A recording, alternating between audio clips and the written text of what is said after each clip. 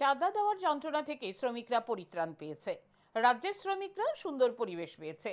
প্রান্তিক অংশের লোকজনের মধ্যে শীতবস্ত্র বিলি অনুষ্ঠানে একথা বললেন প্রাক্তন কেন্দ্রীয় প্রতিমন্ত্রী প্রতিমা ভৌমিক।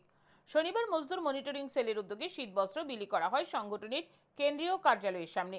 সংগঠনের আহ্বায়ক বিপ্লব করের জন্মদিন উপলক্ষে এই দিন এই কর্মসূচি নেওয়া হয়। উপস্থিত ছিলেন প্রাক্তন কেন্দ্রীয় প্রতিমন্ত্রী ছাড়াও মজদুর মনিটরিং সেলের কনভেনার বিপ্লব কর সহ অন্যান্যরা। প্রতিমা ভৌমিক প্রান্তিক অংশের লোকজনদের হাতে শীতবস্ত্র তুলে দেন। আলোচনা করতে গিয়ে প্রাক্তন কেন্দ্রীয় প্রতিমন্ত্রী বলেন, প্রধানমন্ত্রী নরেন্দ্র মোদীর যে সংকল্প দেশকে শক্তিশালী রাষ্ট্র হিসেবে নির্মাণ ও প্রতিটি নাগরিককে আত্মনির্ভর করার সংকল্পকে সার্থক করা হবে। সকলে মিলে একযোগে কাঁধে কাঁধ রেখে কাজ করার বার্তা দেন তিনি।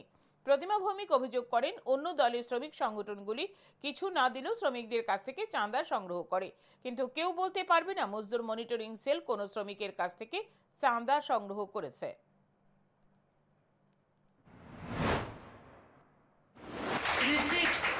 স্লিপ ধরিয়ে চাঁদা তোলার, বিনা স্লিপে চাঁদা তোলার, এবং কেউ কাজ করলে যদি 100 টাকা তার হাজিরা, তার থেকে 10 টাকা তাকে প্রত্যেক দিনে কেটে দিতে হয়, সেই যন্ত্রণা থেকে আপনারা পরিত্রাণ পেয়েছেন এবং একটা সুন্দর পরিবেশ বিপ্লব করের নেতৃত্বে রাজ্যের শ্রমিকরা পেয়েছে।